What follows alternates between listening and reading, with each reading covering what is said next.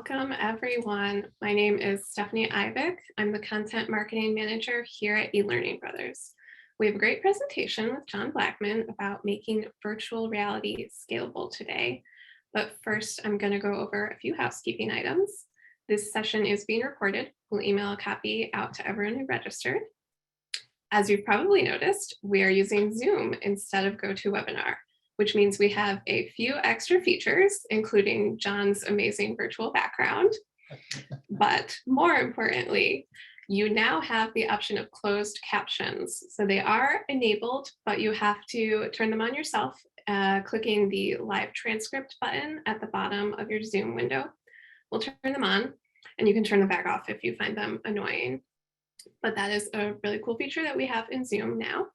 If you have any questions during the webinar, feel free to use the Q&A panel as you need it. We'll get to as many as we can. If we can't get to them during the webinar, we'll do our best to reach out to you offline afterwards to help you out. And because we're using Zoom, you can also live chat with other attendees. So you've got the chat button there. I'm sure you're all pros at this after all of the Zoom meetings you've been attending for the past 2 years. So today we have John Blackmon, Chief Technology Officer at eLearning Brothers, and he is going to tell us all about how to make virtual reality training scalable. So without further ado, John, you can take it away. Thank you very much. Again, as Stephanie mentioned, my name is John Blackmon. I'm the CTO of eLearning Brothers, and today we're going to be talking about making VR scalable, publishing, distribution, and analytics, so really kind of the back end of things. So what we're assuming then is you've created your content. You've already created your masterpiece, and now you've gone through and done everything. What do you do next? Right. So how do you package it so you can send it out? How do you distribute it to your students? You know, how do you get it out to all these people? And once they take the content, how do you know how they're using it? How do you know who's completed, how things are done? Those are the questions we're going to look at, and hopefully those are also the questions we're going to answer today. So step one, publishing. So this is where we package the scenario up in a format that allows it to be used in whatever your desired distribution platform is. So the actual process of publishing couldn't be any simpler. At the top left of your work area in CenarioVR, there's a 3-dot menu button. You just click that button and select the first item, publish. So this packages up all the resources and all the logic, very, very importantly, all the logic you have added to your scenario, along with a runtime interpreter that is specific to your publish choice. So when CenarioVR publishes, it creates kind of the same package of resources and instructions, and then a runtime that interprets that. So there are a lot of choices when you publish. So the first is CenarioVR Live. This publishes to CenarioVR itself. So CenarioVR in this case is kind of a virtual reality LMS. This gives you a lot of advantages doing it this way. You get the ability to utilize the native apps that come with CenarioVR, and we have them on a lot of platforms, and we'll get into that in a bit. You also get the use of CenarioVR's content delivery network. So you get fast transfer of large video content across the globe. You also get full XAPI analytics, which are built into CDR, and they provide insight into how your scenarios are being used. You can even provide a remote LRS, so you can host it on CenarioVR and then add in a separate LRS, and you can send XAPI data directly while running on CenarioVR. So you can, if you want to aggregate your data elsewhere and report on it separately, that's definitely a possibility. When publishing this way, you can publish as either private, in which case it's only visible to students that it's assigned to. So you would create students assigned to them, and then it's private. Or you put it into public, in which case it is visible to anyone on the internet and does not require a login to view. Now, public is kind of a unique case in that, you know, it can be used for a lot of things. Perhaps your content isn't proprietary and you just want easy access to it. You can put it in the public. Perhaps you want to showcase some of the work that you've been working on. Maybe if you are doing something to kind of show, you know, capabilities of what you can do, public is a great place to do it. It can be searched and indexed and anyone can see it on there. Or perhaps you're just sharing it with some of your customers and you don't want to have to go create a viewer for them. You can put it in public, send them a link, they can view it right away. So there's a lot of great reasons to do it public. Just got to remember, it is truly public when you put it there. The other option, HTML5. So when publishing HTML5, you get a zip file. It's a fully encapsulated WebXR runtime with your content, and you can run it on any web server. This is also the way to publish it if you're embedding your content within a traditional authoring tool like Electora, Storyline, or Captivate, and I'll get more into that in the next few slides about how that works. You can also publish to XAPI. So if you're putting your content on an LMS that has an LRS that is XAPI capable, this is definitely the way to go. The content runs the same, but it provides the same XAPI data that you get when running in CenarioVR. So all of that rich data that you get in CenarioVR, you can get in your LMS/LRS. The zip package produced, much like in HTML, it's a fully encapsulated WebXR runtime, but it just has the XAPI manifest and formatting, so it knows how to be interpreted by your LRS. CMI5 is the newest e-learning standard, and it's based on XAPI. And if you have a CMI5 compliant LMS, that should definitely be your choice. There's not a ton of those, but if you do, that's definitely what you should use. CMI5 is what you call a recipe of XAPI, which means it's all XAPI communications, but it has a certain set of statements that it must follow along the way. It can add additional statements anywhere in, and it does, but it follows that certain recipe when it sends those statements out so that every single course has the exact same set of things that you can guarantee will be there. Lastly is SCORM, both 1.2 and 2004. So when you publish out there, you get a standard SCORM package, and that can be uploaded and run on almost any LMS. You get just standard SCORM data from the package, so you get a score and a completion status, and that's what it passes across, and it talks in SCORM to send that across. Once again, it's a fully encapsulated zip package. It uses WebXR runtime with a SCORM manifest. All of those fully encapsulated ones don't need to call home. So you can create that, you can put it on your LMS. It can be behind a firewall. It's not going to try to call out to anything. It's completely encapsulated. Okay, so I want to delve a bit further into that integration with Lectora that I touched on earlier, because it's a great option that's often overlooked. Many times when you have traditional content, you can really add to it by adding a 360 page or a 360 section even that changes the way the material is presented and adds some zip and pizzazz to what you're doing. It's a fairly simple process. You just publish your CenarioVR content to HTML5, and again, you get that zip file, and you add that to CenarioVR. You add that as a CenarioVR object to your Electora title. A lot of people think that they should actually publish to SCORM, and a lot of people actually do publish to SCORM and put it in there as a SCORM object.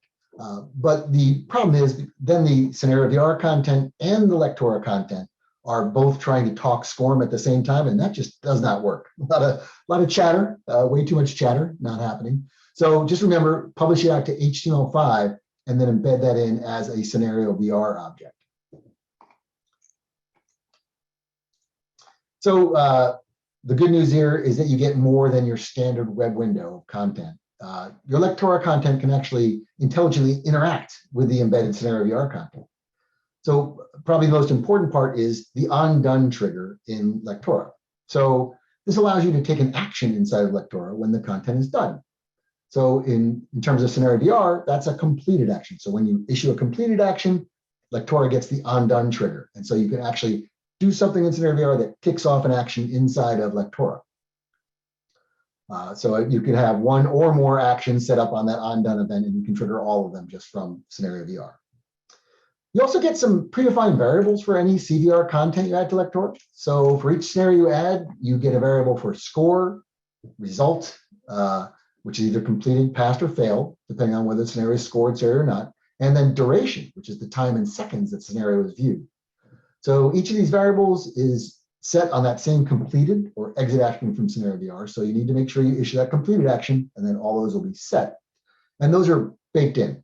As soon as you add that CenarioVR in there, you get those automatically. No coding, nothing you need to do. So all great stuff.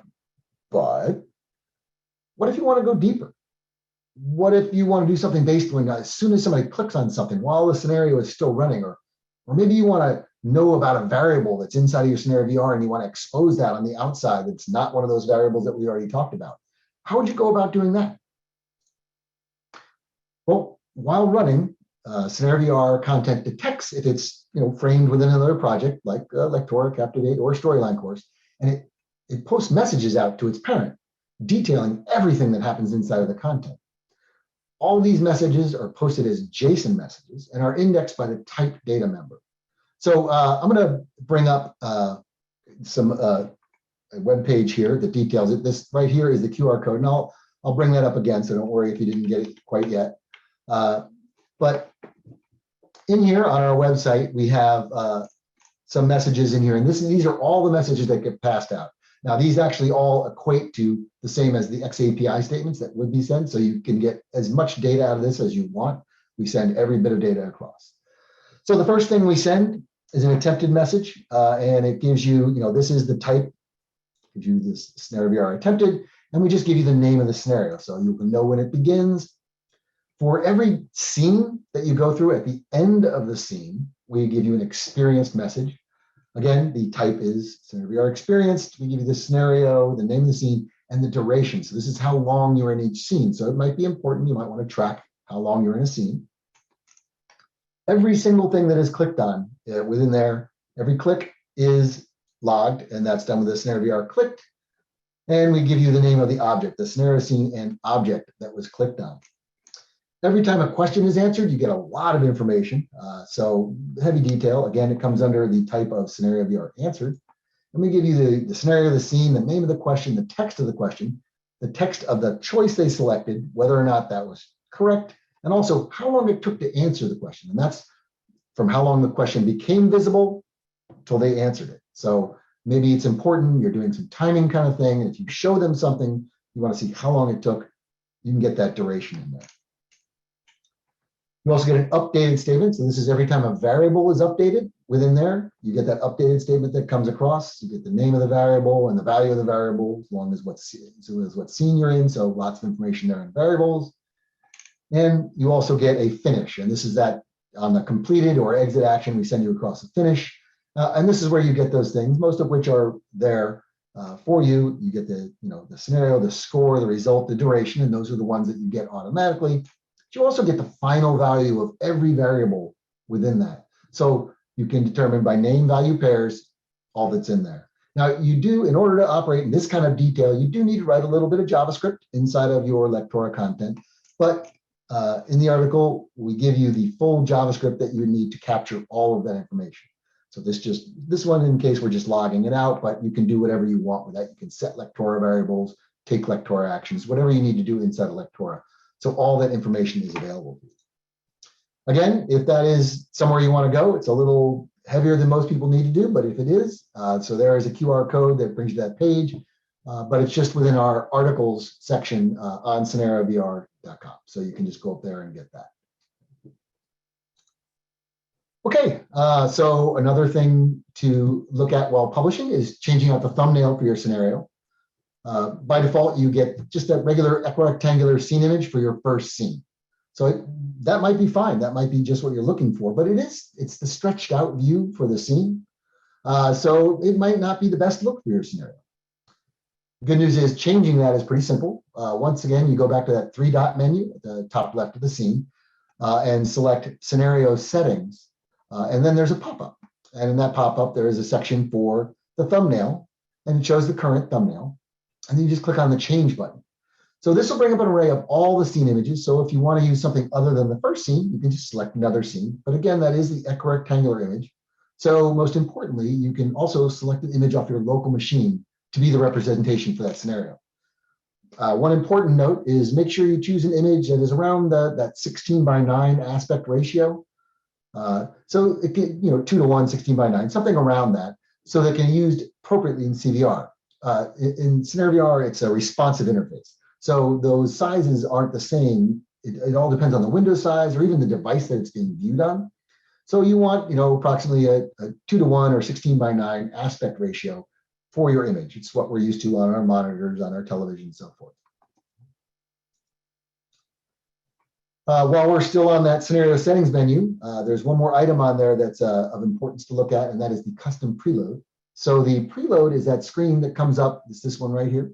It's that screen that comes up on when the first scene is loading. So we preload all of the contents in the first scene so you can get going right away. And by default, you get the CenarioVR logo with the blue, white, gray background and a blue progress bar. However, you can change all of this to match your corporate standards or whatever theme you're looking for. Just go back to that scenario settings and select scenario preload. You can change it to reflect the default settings for your organization, a custom set of images and colors that just for this particular scenario, or no preload at all. On that default settings for organization, you can only do that if you're an organization admin. And if you go back to the dashboard, on the dashboard, there is a settings. One of your options is settings, and that's where you can set that organization settings. You get the same dialogue, but you set it for your organization as a whole. So everyone in your organization will have that same preload. Okay, now we've created it and we've published it. How do we get it out to our users? So if you're publishing the CenarioVR, you want to create users and assign them content. Creating users is done back at the dashboard on the Users tab. Clicking on the plus button there will allow you to add users one at a time to your organization. You can also batch import users to your organization by selecting the green import button. That appears when you hover over the plus button to make it simpler for large groups of users. So, generally, anytime I'm importing more than 5 or 10 users, I go and I use the batch import because it's really quick to create a batch import file. So users are one of 3 types. The first is the organization administrator. There needs to be one of these for each organization. And this is kind of the owner of the account. So the org administrator has all the privileges of all the other user types. And additionally, they can set those organization level settings like we just discussed a moment ago, and they can add other authors or org admins. So the next level is an author. So an author can create and edit scenarios. They can also create viewers, and they can assign viewers content. So it's a traditional author role. And then we have the viewer. A viewer can view the content and have content assigned to them. So it's important to know that an author has all the rights as a viewer, and an org admin has all the rights of an author and a viewer. So just because you're the org admin, you can still have content assigned to you. You can take content as a student, get graded, get analytics, all that kind of thing as well. So whenever you add a user, they are sent an activation email. And this is key for a couple of reasons. One, that verifies the user's email, make sure we got that correct. It also allows them to set their password. So that's a secure way for them to set their password. It sends them an activation email with an encrypted token that has a timeout on it. They then use that to go in and set their password, and then that's how they access the system. Groups are a great way to assign content to users. By default, there are 2 groups created for every organization. Those are everyone and all viewers, and I'm going to bet that you can guess exactly what those are. But it makes it very simple to assign content to all viewers or everyone, and everyone includes you. So if you are the org admin and you assign to everyone, you are assigned that course. So very important. Creating groups is very simple. Just select the plus button at the top right and give the group a name. Once you create the group, you can assign students to the group either through the group's properties. So you'll go through and hit that little assign button right there, or by adding them from the student list. So there's a couple ways you can do that. You can add them in on the student list and just add groups in there, or you can just go and pick and choose them right here on the properties. So once you have your users created and grouped, you can then assign content to them. This is done in a couple of ways. The first is on the published packages pop-up. That's probably the easiest way because every time you publish, that's what little pop-up that comes up and shows you your published package. And the newest one is going to be right there on top that you just published. You can also view that on the desktop and on the edit screen and on the dashboard by selecting the published packages menu item. It just brings up the exact same one that comes up every time after you publish. So once you do that, you have that same assign users and groups icon that comes up right there. And that will bring up the assignment dialog. So the nice thing there is you have all of your users and then all your groups defined. Very simple to go in and then just check a user or check a group and add them in. When you add someone via group, when you go back to the users tab, you'll see that they have a special icon next to them that shows that they have been added via a group that they've already been added to.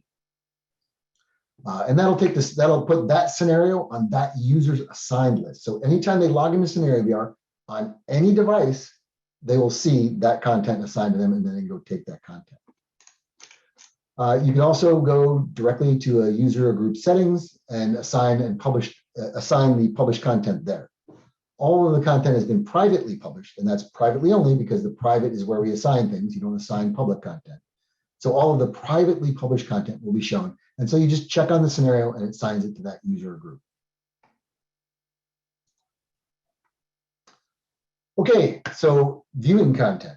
So your best experience for viewing content is going to be with the native CenarioVR app. And we have native apps covering a variety of devices, right? So obviously we have it running from the web. You can run it on the web and someone can take it on the web.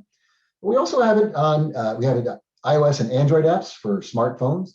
And we have a wide selection of VR headsets on the market that includes the entire Oculus and, okay, it's called Meta now. I'm gonna have trouble not calling it Oculus, but so the entire Meta line of headsets, the entire Pico line, and really most of the HTC line of headsets as well. And we're always working on support for new devices. We're working on support for a new device right now. And so as those come out, we will definitely be looking to support them. For all of these device types, there is a free CenarioVR app on the store for the device. You just go to the store for the device, download the app, and log in using either an author or a student ID. A student will only see the content that is assigned to them and public content if that's enabled for their organization. You actually have the opportunity to turn off public content for your organization, and then no one will see it. And if you don't want them out there playing around with all the different stuff that's out there, you can turn off public content and the students won't be able to see it. An author will also see all that assigned content and public content if it's allowed, but they will also have a tab for My Scenarios. That'll have all the scenarios that you have published. And scenarios under the My Scenarios for an author, they don't generate XAPI statements. And so you won't get analytics. So that's good because it gives you a chance to test your output before distributing it to your students. And you may have to assign it to yourself. You may have to prove you've taken this content as well. Then once you do that, then it'll go under your assigned content, and then you can actually take it and gather analytics on it. So one great advantage of using the apps for all of these different platforms is that they always download the content to the device before playing. So you have no worries about streaming or internet connectivity while taking the scenario. And you can also run the apps completely offline. So the app, the way it works is it caches your login for up to 2 weeks. And so you can turn the internet off, you can run it on the factory floor, do whatever you need, and it'll keep that cache for 2 weeks. Then you can just bring it back, reconnect it to the internet, get any updates. It'll automatically update content directly on the device. Another huge part of this is the update. So anytime you republish content, it automatically downloads to the device. And then if you are connected to the internet, you'll also send XAPI statements back for everything that you go in. So it doesn't have to download the content, but it sends small textual XAPI statements back to CenarioVR, and that allows you to track their progress. And we'll definitely talk about that a lot more later. So one big note here is the Oculus, or I said it again, the Meta Go. So the Go has been deprecated for quite a long time now, but there were a lot of them out there. They sold a lot of Go devices. There is still a CenarioVR app on the store for the Go. However, that app is way out of date. They don't allow vendors to update apps on the Go anymore. So it will work with what we have, but some of the new, anything that's been added in the last 2 years won't, because that's been about a year and a half, 2 years. That's how long it's been that Oculus has not allowed, or Meta has not allowed us to update that app. If you do need to use Go devices, if you still have Go devices, just let us know. We can get you the APK to sideload for that. Okay, so what about other ways to view the content? Maybe you aren't distributing headsets. How do you want to distribute it then? Or what are your options? So, if you view content on a VR-capable mobile device, like a smartphone, you'll actually, the content is aware of what it's being run on. And if it sees that device can go into VR mode, it'll automatically show the goggles icon in the lower left corner of the screen. So selecting that goggles icon will put the device into cardboard mode. So that's not cardboard, the actual physical medium, but cardboard is the actual device we call that you can actually put a smartphone in and view it. It's a very inexpensive way to view VR content. This is kind of falling out of favor. Apple has deprecated it over the last 2 versions of iOS, so they no longer support it. So it's with iOS devices, any of the newer iOS devices will have trouble running it.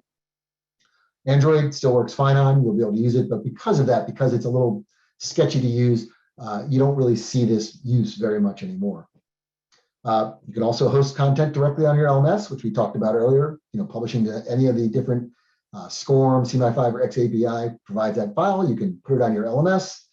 No need to call home. Can be run inside a firewall, so it's a great option. You can also publish to HTML5. These are things that we've covered. You can put it on your website and or view it in a web window and authoring software. One of the nice things about all of those options is something we don't talk about much, and that's being able to use the browser inside of your headset to view it.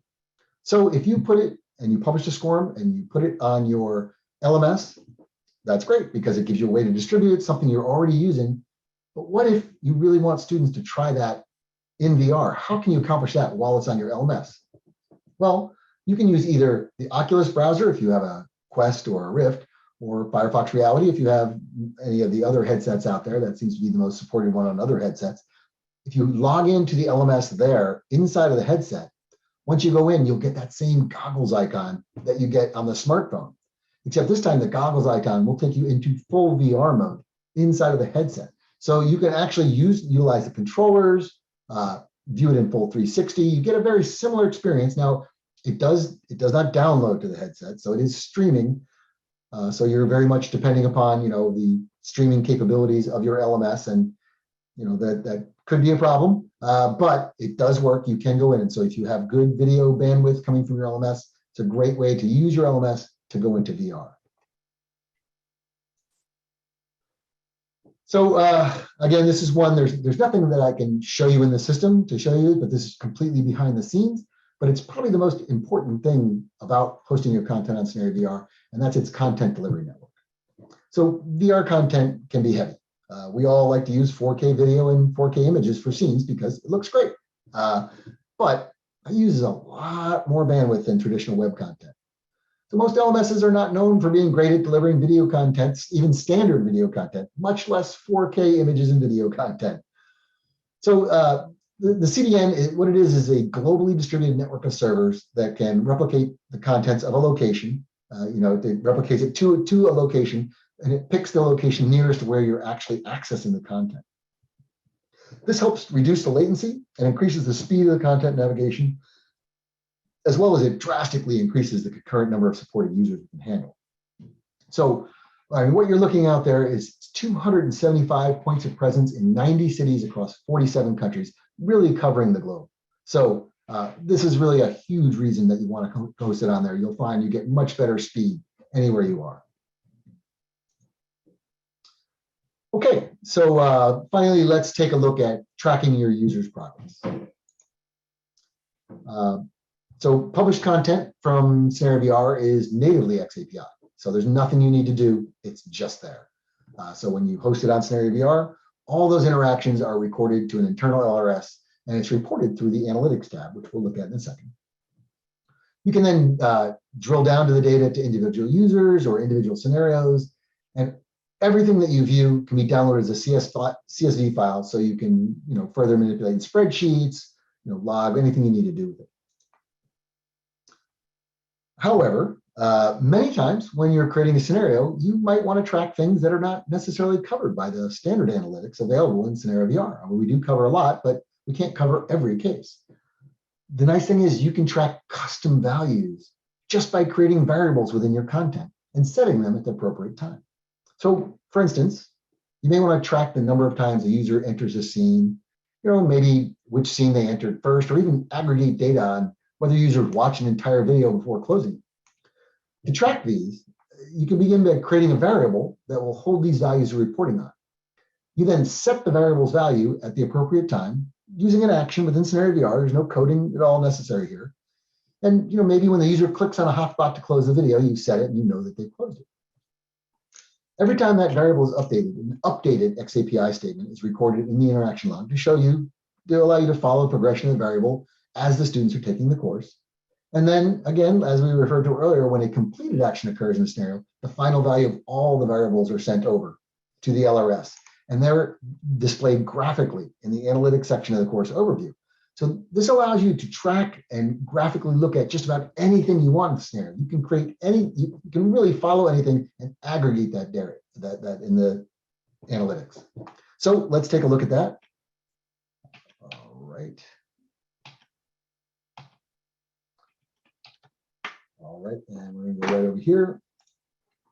Okay, so if we go into ScenarioVR, we're going to take a quick look at the office safety course and see what we wanted to track here and then how we're going to track it. So in this course, it's the office safety example. It's a pretty common example we show out there quite a lot. You're actually looking through an office for OSHA safety violations as you're finding them. But one of the things we allow is just free-form navigation. So we allow you to, to start anywhere, go anywhere. You don't have to take things in a particular order. I think that's a good way to go about VR. Let people kind of choose their own path. So as they're going in, there's a few things I wanted to know. So I really wanted to know, which scene did they go into first? What path are they taking? I put these two navigation points right in here, but are they answering questions on this scene first, or are they actually looking around and going through here first? Where are they going when they're walking through? And then, hey, what question are they answering first? Each of those areas has multiple questions. I want to kind of get an idea of how they're using it, what they're doing it, which path do they take through. And I could find that out by looking at all the statements for every student and looking myself, or I can make it easy on myself and just create a little quick graph and I can see it very easily.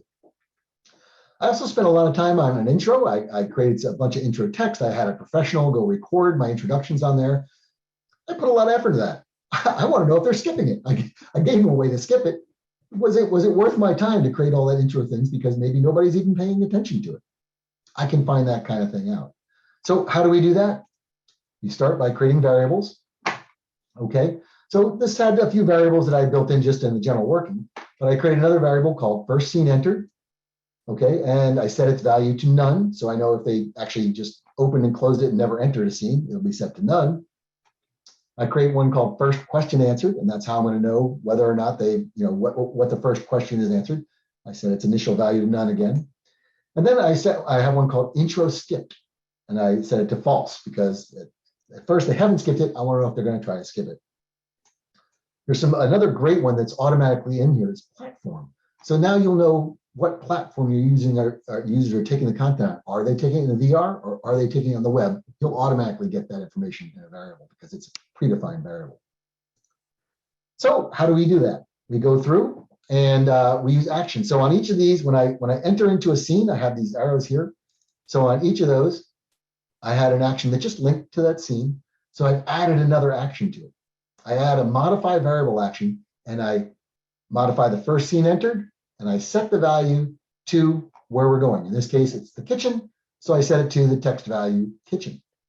But I only do it, I add a condition. I only do it if the first scene entered is equal to none. So that way, once it's set to something, I don't change it. So we'll know the first one they entered and they won't update it anymore. So I do that to each of the scene navigation arrows in here.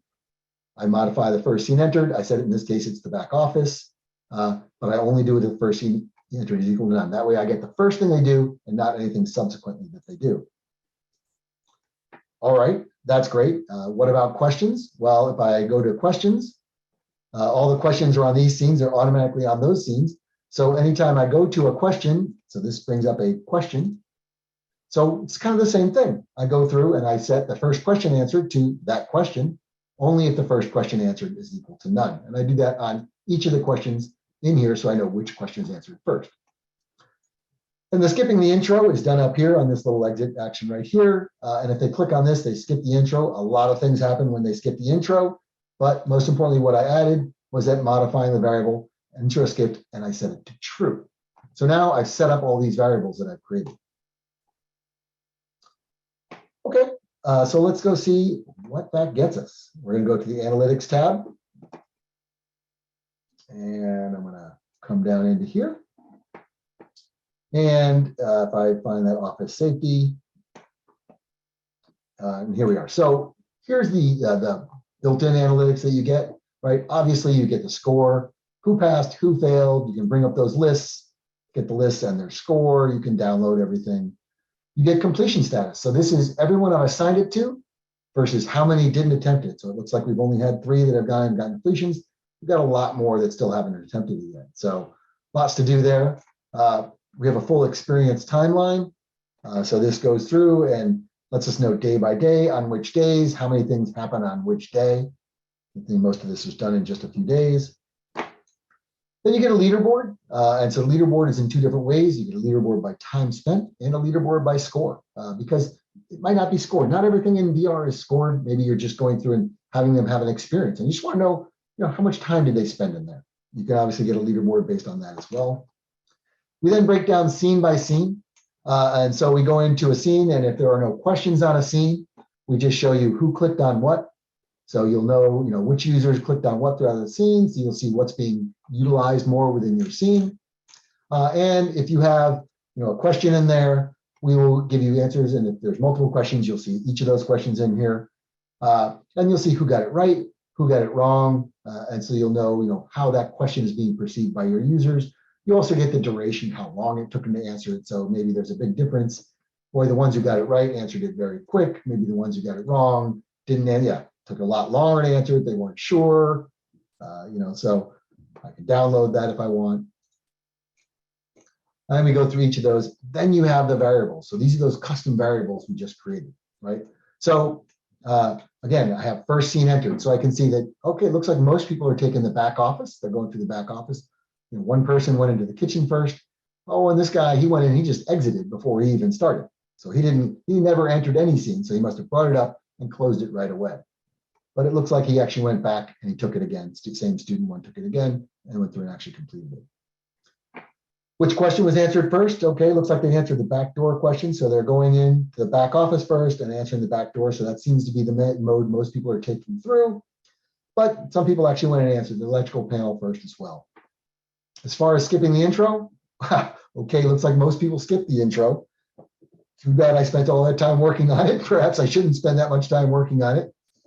But a couple of people actually went through and listened to the whole intro. So it's a decision point I need to make, but at least I know how that's being used. And the platform, great information built in for you now. In this one, we know that most of our students took it on the web.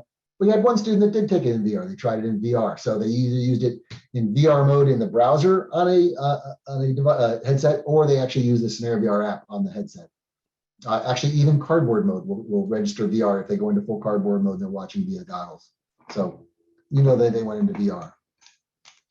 You then get a full interaction log. So a complete set of all the interactions that have ever been logged. It's a lot of interactions for these, as well as, and this is where you'd see things like that updated statement, the experience statement, things that we talked about.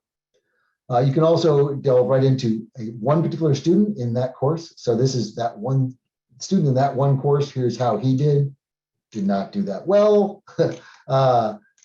And you get his experience in that course, what days he did it, and then where he is on the leaderboard as far as score and time spent. And then you get a representation of just that student's variable. So here we are with just that student's variable, so you can see exactly what that student did, and then a full list of his interactions.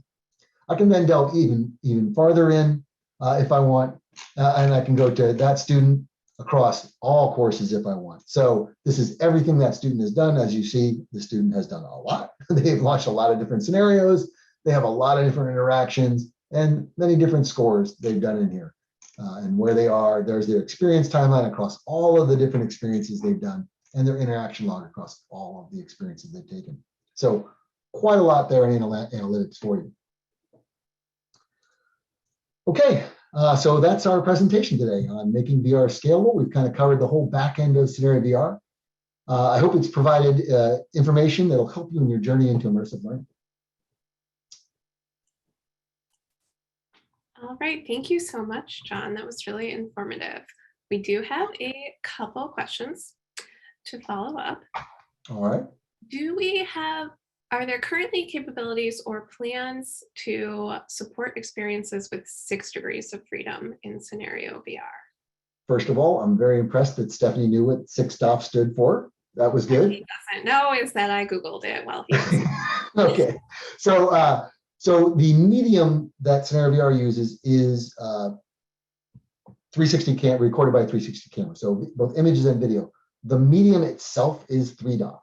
So it is not 6DOF. It does not contain the information to move within it. So we cannot get complete free movement around in that. Just the information is not part of that image and or video. So it is, the medium itself is 3DOF.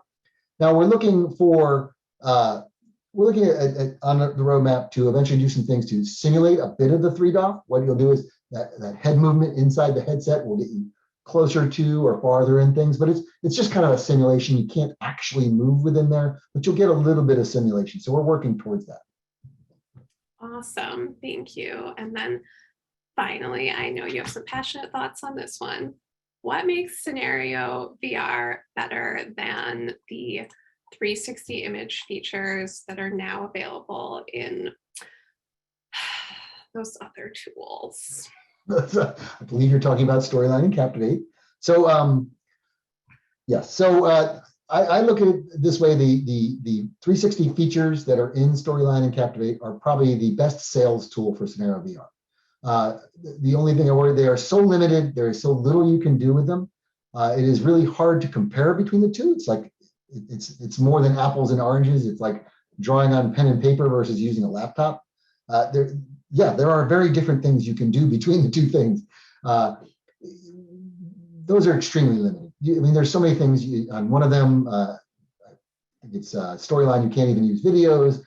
On Captivate, you can't size anything. So if you put it in there, it's whatever size it is. You can't do much more. You can't do much more than create a tour. You can just kind of jump from scene to scene. Even that's a little awkward.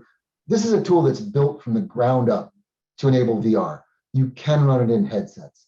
It has native support on headsets. It has an LRS in the background. It is completely different. The possibilities are endless. I encourage you to go look at some of the videos that we have on our YouTube channel that will go through all the capabilities in ScenarioVR. I think with a quick glance, you'll be able to tell the capabilities are much, much better.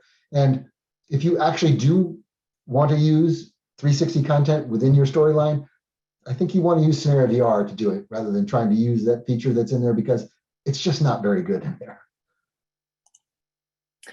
All right, okay, so we've got some follow-up questions to that. So does ScenarioVR support 360 videos in addition to images? Absolutely, yes, 100%. Okay, and we've got some comments in the chat. Storyline does not support video right now, just images. Yes, yeah. And you can't view those in a headset. Right.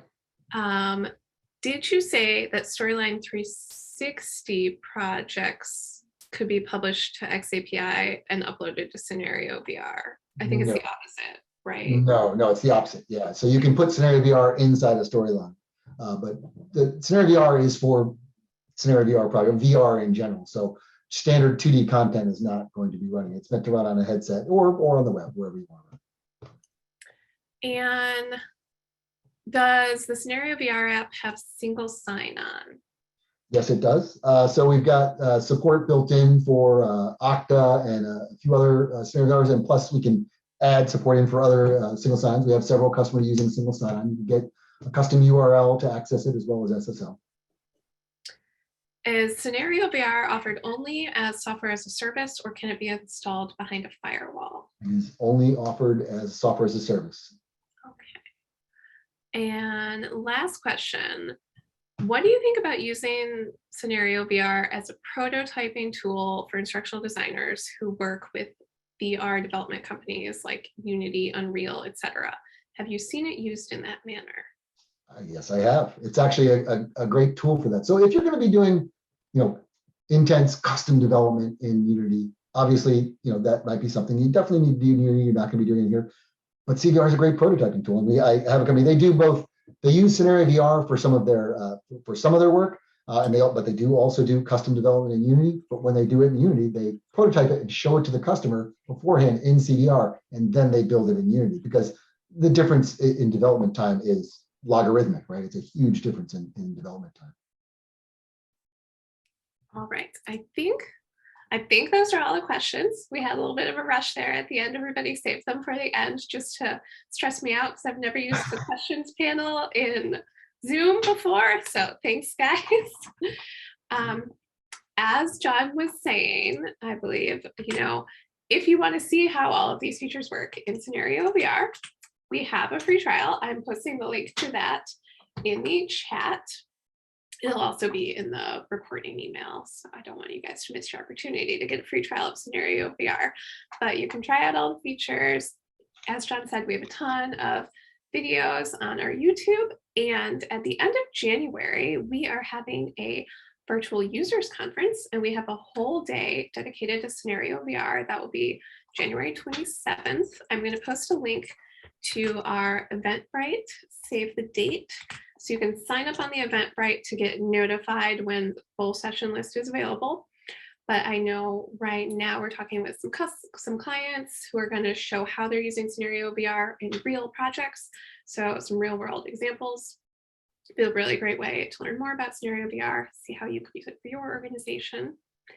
And I'm sure we'll have more webinars from the fabulous John Blackmon coming up in the future. Stay tuned for those. He's shaking his head, but he knows he can't get out of it. Thank you all so much for joining. You'll get the webinar recording in your emails tomorrow, and we'll see you at our next webinar. Thank you, John. Bye, everyone.